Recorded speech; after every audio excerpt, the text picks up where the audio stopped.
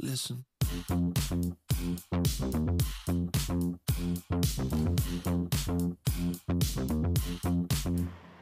Bien, rebonjour à toutes et à tous. Ravi d'être parmi vous aujourd'hui pour ma combienième, je ne sais plus, conférence de la journée. Un petit détail pratique qui a son importance. Vous avez des petites oreillettes. Et évidemment, il va falloir vous en équiper parce que là, exceptionnellement, vous m'entendez bien, mais dès que j'aurai fini l'explication, vous ne m'entendrez plus.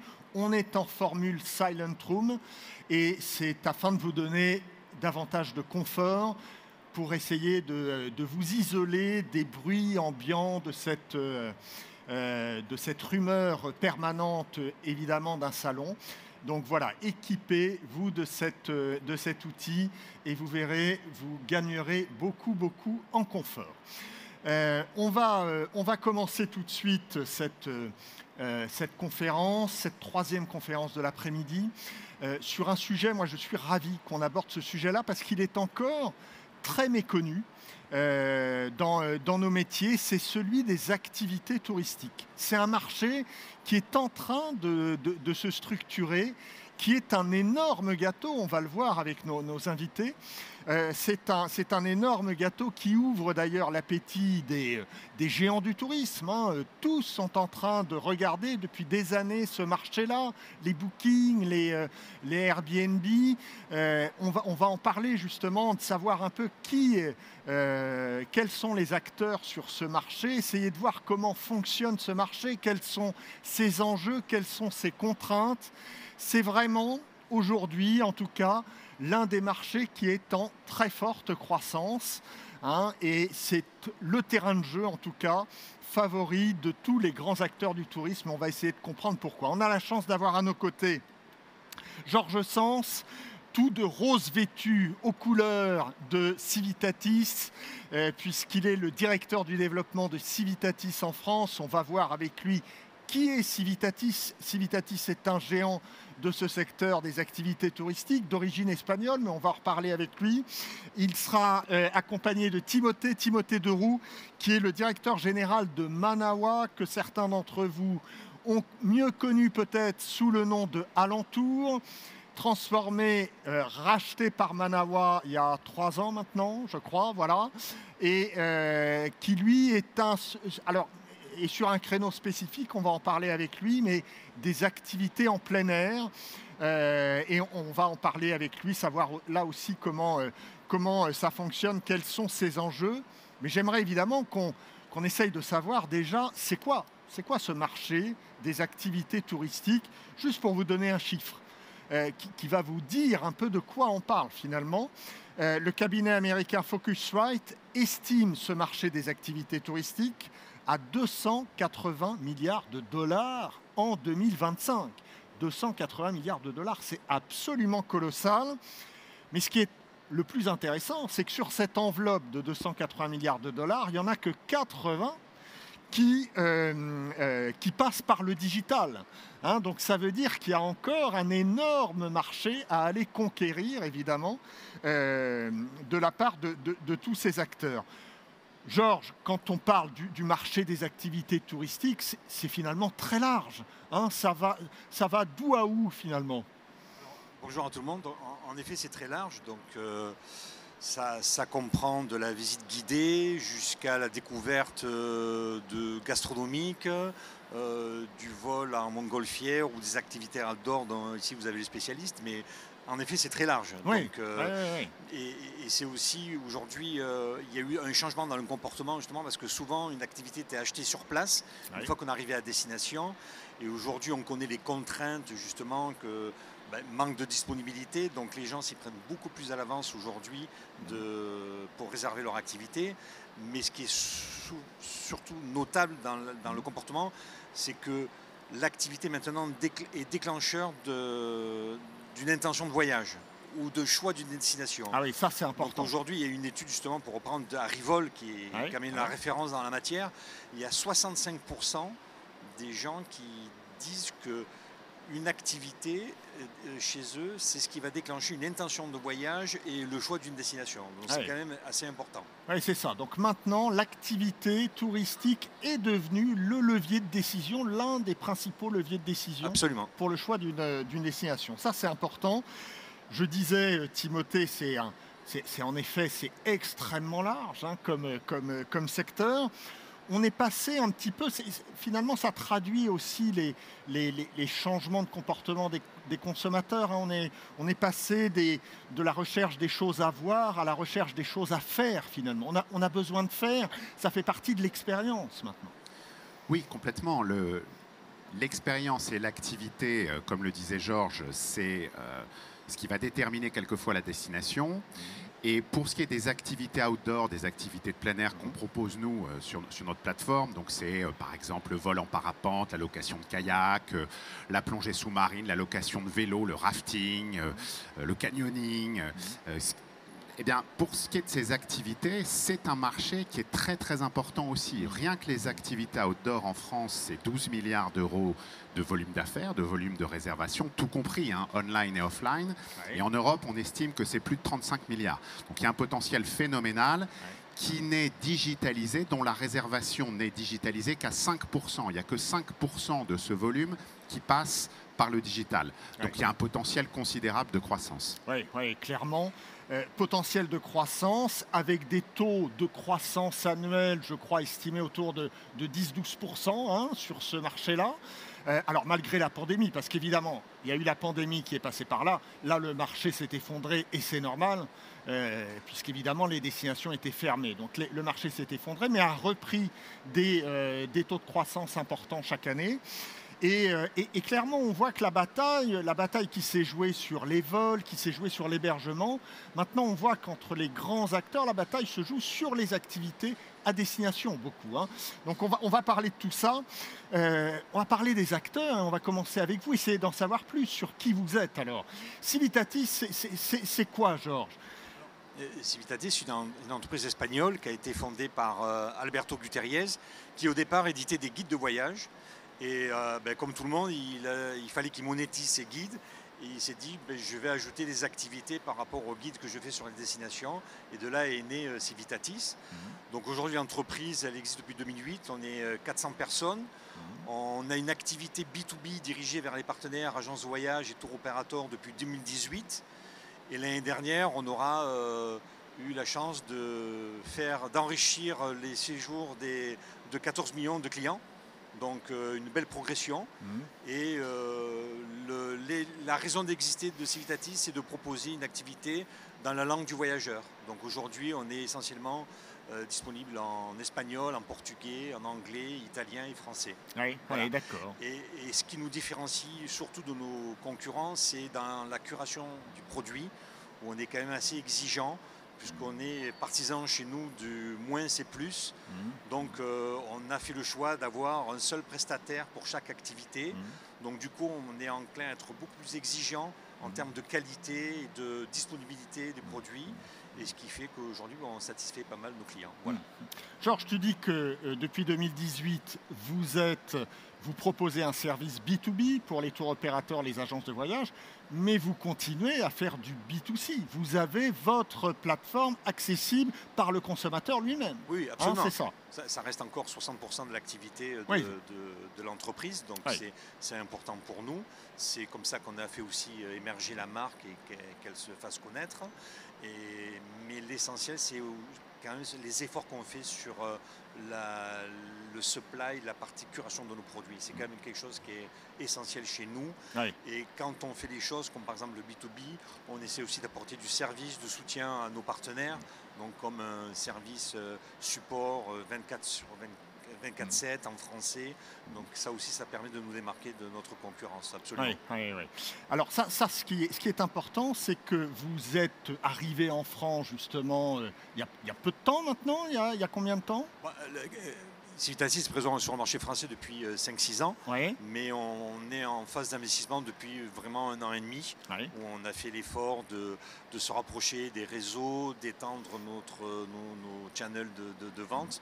et de se rapprocher aussi de la partie institutionnelle du sûr. voyage en se rapprochant des EDV. On a fait l'effort aussi d'être immatriculé auprès d'Atout France, chose qui n'était pas du tout obligatoire, mais justement pour rassurer le marché, acquérir cette crédibilité, c'est quelque chose qu'on a fait. Donc on est immatriculé auprès d'Atout France. Voilà. Georges, je suis client français, je vais sur la plateforme Civitatis, j'ai accès à combien d'activités ? Ça se compte en quoi? En centaines de milliers? C'est quoi? On a 90 000 activités à 90 000 travers activités, 4 000 destinations, 160 pays. Et on en a 20 000 qui sont disponibles en français, qui sont des activités guidées en français. Donc, 20 000 disponibles en français. On a un effort quotidien justement sur le fait dans chaque pays où nous sommes présents, d'avoir un maximum d'activités disponibles dans la langue du voyageur. Alors, j'ai aucune idée du panier moyen. Est-ce qu'on peut parler de panier moyen d'ailleurs? Oui, on peut parler de panier moyen. Ça se situe entre 160 et 180 euros. D'accord. Voilà. Allez, entre 160 et 180 euros. Vous avez fait un partenariat avec les EDV. On avait Valérie Bonnet, la présidente des EDV, qui était avec nous lors de la précédente table ronde. Vous faites un baromètre avec les EDV pour savoir quelles sont les activités les plus prisées par les Français sur votre plateforme. Qu'est-ce qu'il en ressort? C'est quoi les activités qu'on réserve chez Civitatis? Nous, on l'appelait Index. Oui. On ne l'a pas appelé baromètre parce que de serait-ce que se démarquait déjà. Et en fait, ça fait partie de nos stratégies parce qu'on est en pleine évangélisation, parce qu'aujourd'hui, une activité est considérée par nos partenaires, c'est pas encore considéré comme une partie intégrante d'un voyage aujourd'hui. Aujourd'hui, l'agent de voyage vend un vol, un hôtel, une location de voiture, depuis maintenant 20 ans, une assurance, mais pas forcément une activité. Donc dans cet effort d'évangélisation auprès des acteurs du voyage, on s'est dit il va falloir qu'on fasse parler des activités. Qu'est-ce qui se vend, comment ça se vend, et c'est pour ça qu'on a sorti cet index, pour vous permettre de dire voici les destinations qui se vendent, voilà quel type d'activité. Et on a sorti le premier en effet au mois d'avril, et le deuxième va arriver au mois de novembre bientôt. Voilà. Et alors pour notre public, quel type d'activité se vend par exemple? Aujourd'hui on vend des activités, je ne vais pas être très... assez classiques, comme des entrées au musée, des entrées à l'Acropole, surtout à Séville. On vend aussi des vols en montgolfière, des nuits dans le désert au Maroc. Mais c'est surtout assez, j'allais dire, très capital. Donc, pas de secret, du Londres, du Madrid, du New York. Donc, oui, ça reste très urbain, forcément. Ça reste très urbain, même si aujourd'hui on a toute une gamme de produits, mais ça reste quand même très urbain. Et ce qui est à l'image de ce qui se vend aussi dans les agences. Bien sûr. On n'invente rien, donc on suit, on essaie d'accompagner ce qui se vend et d'être présent justement, de trouver des choses comme des découvertes gastronomiques en Italie, comment faire de la cuisine italienne ou quoi que ce soit. Donc, Bon, en tout cas, on en sait plus sur Civitatis. On reviendra évidemment avec vous sur aujourd'hui les enjeux de ce marché, des activités touristiques. Manawa maintenant. Alors c'est quoi Manawa? On a déjà une petite idée des séjours de plein air, enfin des activités de plein air. Est-ce que vous pourriez détailler un peu? Manawa, c'est une place de marché numérique de réservation d'activités outdoor. Donc on va connecter des petits prestataires d'activités outdoor, le loueur de kayak en Ardèche par exemple, au grand public. C'est une plateforme B2C, donc ça permet au grand public de réserver ses activités outdoor. Et Manawa est né d'un constat, il y a quelques années, qui est que cette multitude d'activités de plein air était extrêmement difficile à trouver et à réserver simplement. Même le client final avait du mal à avoir un catalogue d'activités de plein air. Donc en fait, Manawa va proposer aux prestataires d'activités une visibilité sur une plateforme. 80% de l'offre de Manawa est exclusive quasiment, donc c'est le seul véhicule pour être réservable sur Internet. Une visibilité, puis il va proposer aussi aux prestataires de gérer sa réservation et le paiement de sa réservation, parce que ce sont des toutes petites sociétés, ces prestataires d'activité. Donc le prof de parapente, il n'est pas scotché à son téléphone pour répondre, pour prendre des réservations. Il est quelquefois sur son parapente avec un élève. Donc c'est bien qu'il ait une visibilité sur une plateforme. Et par ailleurs, pour le grand public, ça permet au grand public d'accéder à un catalogue de 10 000 activités. Il y a 10 000 activités sur Manawa. Elles ont doublé en 3 ans. Donc il y a une forte traction des prestataires qui veulent venir sur la plateforme. Et ça permet donc d'accéder à ce catalogue et de réserver très simplement avec un contenu très détaillé, parce qu'on gère le contenu. C'est pas que sur la France. C'est pas que sur la France. La France, c'est 40% de l'offre. Le reste, c'est principalement en Europe. dans des destinations outdoor. La France, il faut le savoir, est la première destination mondiale pour les activités outdoor. Ah oui, la France, c'est le pays qui a inventé le parapente, par exemple. Bien sûr, donc, c'est en France qu'on fait du ski, c'est en France qu'on loue des kayaks, qu'on loue des vélos. C'est normal, c'est la première destination mondiale. Puis ensuite, on a beaucoup d'activités en Grèce, en Espagne, en Italie, en Scandinavie pour l'hiver. Le chien de traîneau est très très sollicité en Norvège l'hiver. La Scandinavie est une destination forte avec un panier moyen très élevé, donc c'est très intéressant pour nous aussi. Oui, j'imagine que ça rejoint finalement, ça rejoint beaucoup la tendance à un tourisme durable, plus respectueux de l'environnement. Oui, parce que les activités de plein air, donc, ce sont des activités respectueuses de l'environnement. D'abord, il y a une statistique qui est sortie il y a 2 ans, que Deloitte avait sortie, qui est que 77% des vacanciers français veulent pratiquer une activité de plein air quand ils sont en vacances. 77%. Donc ça, c'est vraiment important. Il y a une demande forte. Et effectivement, ce sont des activités qui sont respectueuses de l'environnement. D'abord parce que ce sont par définition des activités qui sont carbone zéro, qui émettent peu de gaz à effet de serre, qui sont en plus, qui permettent aussi une meilleure répartition des flux touristiques, parce que ces activités, elles ne sont pas forcément dans les toutes premières destinations. Je prends souvent cet exemple, une activité qu'on vend beaucoup, c'est le char à voile dans la baie du Mont-Saint-Michel.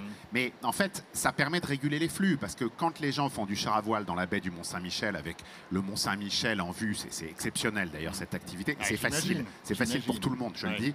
Ils ne sont pas sur le Mont-Saint-Michel, ils ne sont pas avec les millions de visiteurs du Mont-Saint-Michel, qui est formidable aussi, que vend Georges. Mais ça permet de mieux réguler les flux touristiques, et en ça aussi, c'est respectueux de l'environnement. Alors je sais que évidemment, les entreprises n'aiment pas parler de leurs concurrents, mais pour que notre public ait une idée des acteurs qui sont sur ce marché. Donc on a Civitatis qui est un acteur important sur ce marché. C'est qui vos concurrents là-dessus? On est dans un marché qui est très fragmenté, parce qu'il y a une multitude d'acteurs. Alors aujourd'hui, il y en a qui se détachent, comme pour les mentionner, Viator, Get Your Guide, Klook en Asie, Cities en France aussi, qui maintenant appartient à un groupe japonais, HIS, mais donc Civitatis, Manavoie. Donc la problématique, c'est que c'est un secteur qui est en train de s'organiser, que ce soit, il n'y a pas eu encore de grosse consolidation dans ce secteur-là. Il n'y a pas non plus de standardisation de comment on présente un produit, comment on peut le réserver. Et donc il reste encore beaucoup à faire. Oui, il reste encore beaucoup à faire. Georges, tu parlais en effet de Get Your Guide et de Viator, qui sont pas forcément des noms connus en France, mais qui sont des géants sur ce marché-là. On peut ajouter des gens comme Booking, peut-être. Est-ce que Booking, est-ce que Airbnb, comment? Alors Airbnb, aujourd'hui, c'est un bon exemple, parce que ils considèrent aujourd'hui l'expérience qui va leur amener des clients dans leur logement, dans leur... Exactement. Et c'est vraiment un axe stratégique pour eux qu'ils sont en train de prendre. Donc ça, c'est... Alors, nous, on est contents parce que, de toute façon, c'est quelque chose qui va stimuler le marché, qui va familiariser le fait qu'une activité, c'est maintenant une partie intégrante d'un voyage. Donc, nous, on est ravis de ça. Et c'est quand même une bonne traction que Airbnb se lance dans ce secteur-là en termes de produits. Oui, c'est ça. Voilà. Il y a aussi du Expedia qui est en train de s'y mettre aussi. Donc, c'est très bien parce que ça, justement, quand tu parlais du marché aujourd'hui de 280 milliards, mais en 2033, les estimations sont de 650 milliards. Donc c'est quand même... absolument colossal. Voilà, mais c'est, comme on le disait, c'est très fragmenté. Donc bien sûr, il y a plein d'acteurs. Il n'y a pas eu encore cet effet de consolidation. Ça arrivera tôt ou tard, comme partout. Mais il y a quand même de sacrés enjeux de digitalisation, d'accessibilité aux produits, de disponibilité, de pouvoir booker en ligne. Donc c'est quand même, il y a de sacrés enjeux aussi. On va parler justement de ces enjeux. Déjà, tu dévoiles l'un des premiers enjeux, ce sera la consolidation.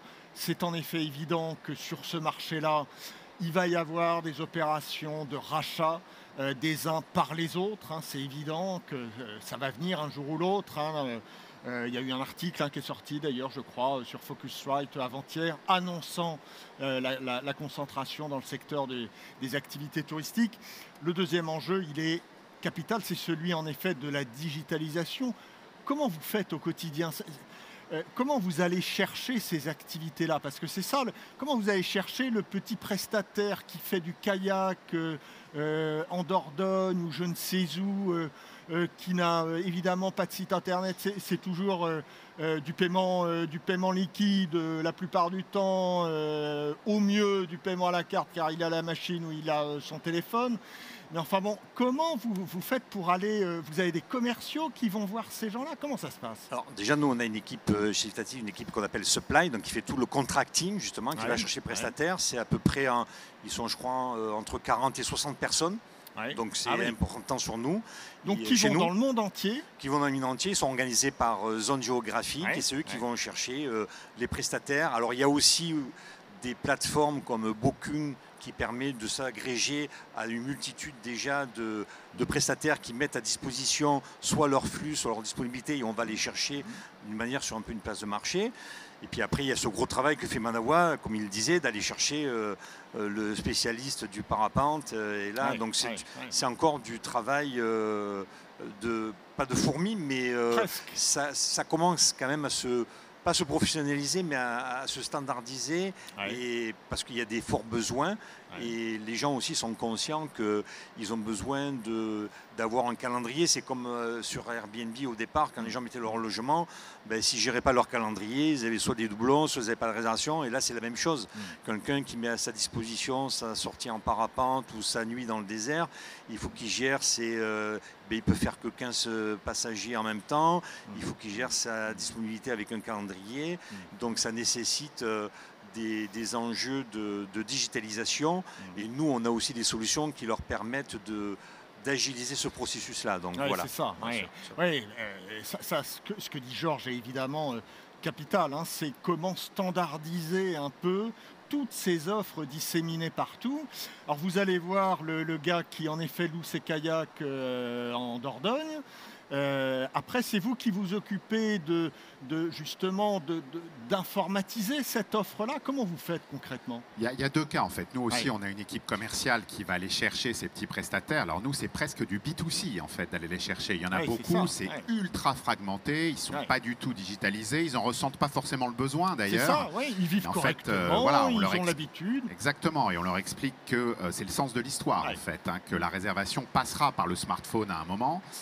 Et donc, il y a deux cas. Soit on les connecte directement chez nous, et donc on a une tech qui existe maintenant depuis un certain nombre d'années et qui est robuste et qui permet de s'adapter à chaque type d'activité, parce que ce n'est pas la même chose de louer un vélo et de louer des skis ou de faire un tour en kayak. Il y a des normes de poids, des normes de taille, le parapente aussi. Enfin, c'est pas compliqué, mais c'est pas exactement les mêmes entrées, les mêmes cases. Donc, il faut s'adapter à toutes ces activités outdoor. Il y a une autre possibilité, c'est qu'en B2B, il y a pas mal de logiciels qui se sont développés pour ces petits prestataires qu'on appelle des BMS, des Booking Management System ou Booking Management Software, qui sont très connus. Et donc, on se connecte à ces BMS et ces BMS, en fait, sont déjà connectés à un certain nombre d'activités. Et donc, nous, on n'a plus qu'à signer un contrat avec ces activités, un contrat commercial. Il n'y a pas forcément de développement technique de notre part, sauf qu'il faut être connecté à ces BMS. Donc il y a un développement pour être connecté à ces BMS. Je suis désolé, c'est un peu technique, c'est pas forcément ce qu'il y a de plus sexy, mais voilà, c'est ce qu'on fait et c'est un enjeu. Et c'est à mon avis, une des forces de Manawa, ça, c'est qu'on a su s'adapter très vite à ces technos et à chacun des types de prestataires outdoor. Oui, c'est ça. Alors on parlait de B2C, de B2B.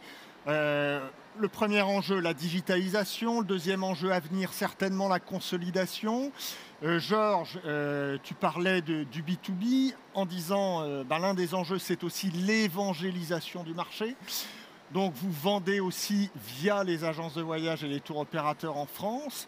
On parlait d'un panier moyen. Tu disais un panier moyen de 160, 180 €. Je suis agence de voyage, je vends une activité que propose Civitatis via la plateforme Civitatis. Je gagne combien quand je suis agent de voyage? Tu gagnes rien? Non, je plaisante tout ça. Donc, oui, bien entendu. Donc, on a un commissionnement. On commissionne les agences de voyage sur chaque vente qu'elles réalisent. Et en plus de la plateforme technologique qu'on leur donne accès, avec des outils qui leur permettent de personnaliser leurs vouchers, qui leur permet d'envoyer des liens quand leurs clients sont à la destination, puisqu'ils ont monté leur package. Ils savent que demain, à New York, ils ont la matinée de libre. Donc aujourd'hui, ils vont les envoyer 2-3 liens en leur faisant des suggestions. Donc on les aide aussi à la vente, à l'activité, pas simplement leur dire voilà le catalogue, maintenant c'est à vous de jouer. Donc on les accompagne aussi là-dedans. Aujourd'hui, on travaille plus de 45 000 agences à travers le monde. Donc Et en France ? Et en France, on travaille à peu près avec plus de 1200 agences. 1200 agences, voilà. D'accord. Ouais, donc vous avez signé des contrats avec des réseaux d'agences avec de des voyage, réseaux, avec des agences indépendantes, oui. Et c'est en constante évolution, avec pas mal de choses à venir prochainement. Voilà. Quand tu dis on commissionne les agences, on peut avoir le taux... Oui, nous on commissionne à 10% nos agences. À 10% voilà. les agences, d'accord. Donc absolument. quand je vends un produit à 180 €, je gagne 18. Absolument. Hein, voilà, c'est ça. Est-ce que, Timothée, chez Manawa, même chose, est-ce que vous avez cette juxtaposition de B2C, de B2B ? Oui, alors c'est plus une approche qu'on appelle nous de l'affiliation, c'est-à-dire qu'on a 25% de nos ventes qui passent par des affiliés, mais c'est du B2B en fait. Hein. C'est-à-dire qu'on passe par soit des sites partenaires, des sites médias partenaires. On parlait de Génération Voyage avec Georges, il y a le Routard, il y a VP, où on propose notre offre d'activité outdoor. Et c'est pareil en fait. En fait, on fait un split de la commission qu'on prend aux prestataires d'activité. En moyenne, nous, on prend une commission de 20% et on donne la moitié à notre partenaire distributeur. Donc, ça correspond à peu près à 10%. Oui, d'accord. Bah, les modèles économiques sont je ne sais pas si tu prends clairs, 20% toi, par contre. On prend quelque chose, oui. En effet, oui. Évidemment. Il y a aussi un autre enjeu, c'est l'intelligence artificielle. On imagine que vous, dans votre activité, justement, qui exige une forte digitalisation, ça va modifier un petit peu les équilibres, ça, non, Georges ? Alors nous, oui, bien sûr. Nous, l'intelligence artificielle, on l'utilise surtout, j'allais dire, background. C'est dans nos outils, dans notre plateforme pour améliorer certains processus. Donc c'est de l'intelligence artificielle qui ne se voit pas. Après, nous, on aime bien aussi dire qu'on a de l'intelligence humaine. De l'intelligence humaine. Et justement, dans ce support qu'on fait à nos agences, on a des équipes contenues qui font les fiches de produits. Ce sont des gens qui sont francophones, des gens qui sont hispanophones, italiophones. Donc, et ça, c'est quelque chose aussi qui apporte de la qualité parce qu'on est à cœur de bien décrire nos produits. Et c'est quelque chose qui est aussi valorisé par les agences parce qu'il faut, bien entendu, un agent de voyage qu'on n'est pas tous les destinations, tout type d'activité. Et depuis le début, on a toujours mis à cœur de bien présenter les fiches produits où il n'y ait pas de mélange d'espagnol, d'italien, d'allemand, ce qui pourrait se retrouver éventuellement avec de l'intelligence artificielle. Donc ça, on a nos propres équipes qui font ces fiches produits chez nous. Oui, donc plutôt background. Oui. Timothée ? Oui, pareil. Alors évidemment, l'intelligence artificielle, elle ne peut pas servir à l'aspect commercial, c'est-à-dire que le contact commercial, il reste humain. Bon. En revanche, on s'en est beaucoup servi et on continue à s'en servir. Et on trouve que c'est un énorme plus, hein, pour être clair. Pour le service client, malgré tout. On a un service, toi aussi j'imagine, mais on a un chatbot qui est hyper efficace, qui va jusqu'à prendre des réservations, conseiller hyper bien les clients. On n'en revient pas d'ailleurs des performances de ce qu'est capable de faire l'intelligence artificielle, d'une part. Sur le contenu, on n'utilise pas l'intelligence artificielle à 100% parce que ça serait détecté, ça serait pas bon, ça serait pas forcément très bon même pour le référencement dans Google qui est absolument essentiel. Je suis désolé de citer Google, mais bon, c'est encore le nerf de la guerre. Mais on met quand même une dose d'intelligence artificielle pour le volume de pages qu'on a à créer. Quand on a 10 000 activités, qu'on doit les traduire en 4 langues, parce que Manawa est présent dans 4 langues, c'est important d'utiliser l'intelligence artificielle pour s'aider un peu.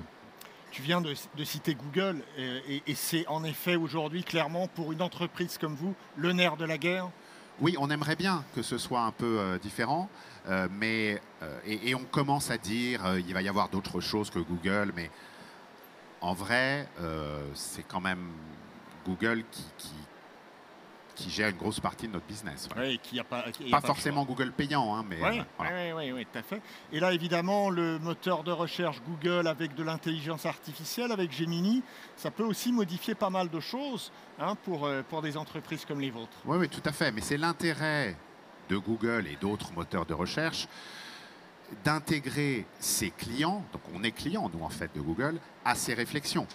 Donc, c'est ce qu'ils font. On travaille avec eux pour bien ressortir même si c'est difficile de déceler la formule magique du Coca-Cola de Google, quoi, oui, évidemment. de l'algorithme. Évidemment. Mais en tout cas, on a les idées quand même plus claires sur ce marché avec... et Georges, tu le disais, un marché qui va donc d'ici 2030, selon les études que tu citais en tout cas, qui va quasiment tripler, puisque, enfin en tout cas plus que doubler. On va passer de 280 à 600 milliards, donc c'est absolument colossal. L'enjeu de la digitalisation qui va se poursuivre avec la couche d'IA qui va bien et qui risque de faciliter peut-être aussi la cuisine background pour vous en tout cas. Et puis la consolidation, il faut s'attendre à des opérations dans les années qui viennent.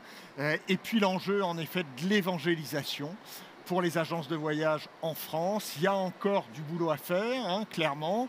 1200 agences, il y a 5000 agences en France, donc il va y avoir du travail à effectuer. Georges, les kilomètres, il va falloir les faire. Aller visiter toutes les agences pour évangéliser. Mais en tout cas, il y a clairement un levier de croissance pour les agences, comme tu disais. Les assurances, ça a quasiment doublé depuis le Covid, la vente des assurances en agence de voyage. Donc, il n'y a pas de raison non plus que les activités touristiques y échappent. On a une vision plus claire. Est-ce qu'on a été complet, selon vous? Ou est-ce qu'il y a des choses à ajouter? Moi, je dirais qu'on a quand même fait un beau tour des activités. Alors bon, dans le temps qui nous était parti, on ne peut jamais non plus aller dans les détails, mais je crois que oui, l'idée qu'il faut retenir, c'est que c'est vraiment l'activité, un produit qui, déjà, si on est très terre à terre, qui est une nouvelle source de revenus, aujourd'hui, à prendre en compte, à ne pas négliger. Et que c'est un produit facile à réserver aujourd'hui, parce que justement, des plateformes techniques qui existent et les accès qu'on donne aux agences de voyage permettent quand même de réserver très facilement ce genre de produit. Donc oui, je pense qu'on a fait... Est-ce que vous mettez les avis des consommateurs? Parce que moi, je me dis, évidemment, le petit prestataire qui est je ne sais où, j'ai pas forcément une confiance absolue. Est-ce que je peux me référer, moi, aux avis des consommateurs? Oui, totalement transparent. On a plus de 4,5 millions d'avis. Et donc, nous, pour chaque activité, sur chaque destination, les avis sont publiés. Donc, ce qui permet de donner une totale transparence du produit qui va être réservé. Absolument. C'est important aujourd'hui, en plus. Bien sûr. Pareil pour Manawa, j'imagine. Oui, les avis, c'est le premier facteur de conversion. Donc, c'est vraiment super important. Et pour... rajouter quelque chose à ce que tu disais. Je pense ce qui est vraiment important, c'est de se dire qu'on est au tout début de ce marché. Nous, Manawa, moi je dirige Manawa depuis 2022. Le chiffre d'affaires a été multiplié par 2,5 en 3 ans. Et donc, on voit bien qu'on est vraiment au tout début, puisqu'on n'a que 5% de ce marché qui est digitalisé, que le sens de l'histoire, c'est qu'on aura 80% dans quelques années. Donc, voilà, c'est un marché qui est au tout début et il y aura effectivement de la consolidation. Mais aujourd'hui, on sent que y compris les mastodontes comme Booking ou Expedia sont encore en recherche. Airbnb clairement. Aussi. Airbnb, par exemple, à moins que ça change, mais ils travaillent aujourd'hui avec leurs hôtes. Ils ne travaillent pas avec des professionnels ou avec très peu de professionnels. Nous, on travaille avec des professionnels. Ils en sont aussi à leur début. Ils en sont aussi à leur début. Voilà. Donc, je pense qu'on en est au début, que ça va réellement... On est dans la situation des hôtels il y a 25 ans quand Booking et Expedia sont arrivés sur le marché. Oui, ça c'est passionnant, évidemment, d'être au début d'un marché comme ça. Et en effet, comme vous dites, les géants, c'est pas évident parce que c'est un travail de fourmi que vous faites. Airbnb s'est déjà cassé 2 fois les dents sur les expériences. C'est leur 3e ou 2e tentative. Donc, je crois que c'est la 3e tentative. Voilà. Ils ont annoncé cet été qu'ils relançaient l'idée, mais voilà, en tout cas, ils y tiennent. On sent que... Alors, soit de bonne chance. Oui, absolument, parce que c'est bon pour le système, c'est bon pour les actifs. Expedia aussi s'est cassé le dent. Moi, j'ai travaillé chez Expedia pendant 10 ans. Ça a été compliqué, les activités, parce que c'est pas le cœur de leur activité, justement. C'est ça. Donc, il faut qu'ils se concentrent sur ce sur quoi ils gagnent de l'argent aussi. Donc, voilà. En tout cas, c'est passionnant. Le début d'un marché, le début d'une histoire comme ça. Évidemment, on va suivre ça avec intérêt dans les années qui viennent. Et puis, on espère vous retrouver sur les prochains IFTM Top Resa sur ces sujets-là et nous donner un peu des nouvelles. Un grand merci à tous les deux. Merci à toi, merci à vous. Au revoir.